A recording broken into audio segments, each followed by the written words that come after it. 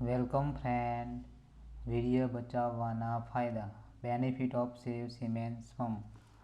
તો વીર્યને તમે કેવી રીતે બચાવી શકો છો? વીર્ય બચાવવાથી શું થાય છે? શું ફાયદા થાય છે? તેની વાત કરીએ. એક દાખલો આપી સમજો. એક નદી છે. તે નદીનો સોર્સ શું છે? તો તે નદીનો સોર્સ તેનું પાણી છે. નદી સુંદર કેમ લાગે છે? તો નદી તેમાં રહેલા પાણીના કારણે સુંદર લાગે છે. જો નદીનું બધું જ પાણી ખતમ થઈ જાય અને નદી સુકાઈ જાય તો શું નદી સુંદર લાગવાની? ના, નદી સુંદર અને રળિયામણી નહીં લાગે, કારણ કે નદીનું બધું પાણી શું થઈ ગયું? સુકાઈ ગયું. તો નદીનો જે સોર્સ છે તે નદીને સુંદર બનાવે છે. અને નદીનો સોર્સ શું છે? નદીનો સોર્સ તેનું પાણી છે. નદીમાં રહેલા પાણીના કારણે નદી સુંદર લાગે છે.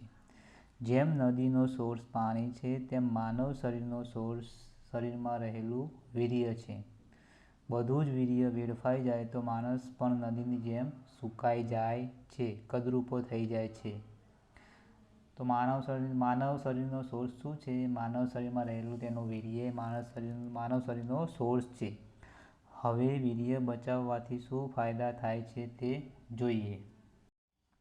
પહેલો ફાયદો, લાંબુ આયુષ્ય ભોગવવા મળે છે. માનવ શરીરમાં વીર્ય બચાવવાથી આયુષ્યમાં વધારો થાય છે, કારણ કે વીર્યમાં રહેલા શુક્રાણુઓ જીવંત એટલે કે સજીવ હોય છે. જ્યારે આ શુક્રાણુઓ વીર્યની સાથે બહાર આવે છે ત્યારે તે નષ્ટ થઈ જાય છે. તે હંમેશા વીર્યમાં સજીવ રહી શકે છે. પહેલાંના ઋષિમુનિઓ હંમેશા ધ્યાનમાં, તપમાં લીન રહેતા હતા, કારણ કે તેઓ તેમના વીર્યને બચાવતા હતા અને એટલે જ તેઓ બહુ જ લાંબુ આયુષ્ય જીવતા હતા. તો વીર્યના શુક્રાણુઓ વીર્યમાં જીવી શકે છે. શું થાય છે? વીર્યના શુક્રાણુઓ વીર્યમાં જીવી શકે છે. વીર્યની સાથે બહાર આવતા જ નષ્ટ થઈ જાય છે અને વીર્ય બચાવવાથી આયુષ્યમાં વધારો થાય છે. પહેલાંના ઋષિમુનિઓ પણ લાંબુ આયુષ્ય જીવતા હતા. એનું કારણ મુખ્ય હતું કે તે લોકો તેમના વીર્યને બચાવતા હતા. તો પહેલો ફાયદો છે, લાંબુ આયુષ્ય ભોગવવા મળે છે. બીજું છે, સુંદરતા ખીલે. વીર્ય બચાવવાથી શરીરની સુંદરતા ખીલે છે, કારણ કે શરીરની બધી શક્તિનો આધાર, તાકાત વીર્યમાં છે. વીર્ય બચાવવાથી શરીરની શક્તિ ખતમ થતી નથી અને શક્તિ જ્યારે વધે ત્યારે સુંદરતા આપમેળે વધે છે.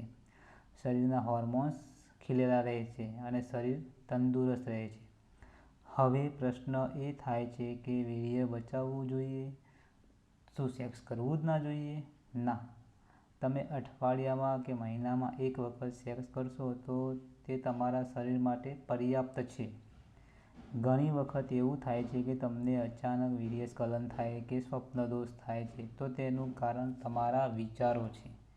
તમે જેટલા ઓછા વિચારો સેક્સના કરશો એટલા જ વીર્યને લગતી સમસ્યાથી દૂર રહેશો.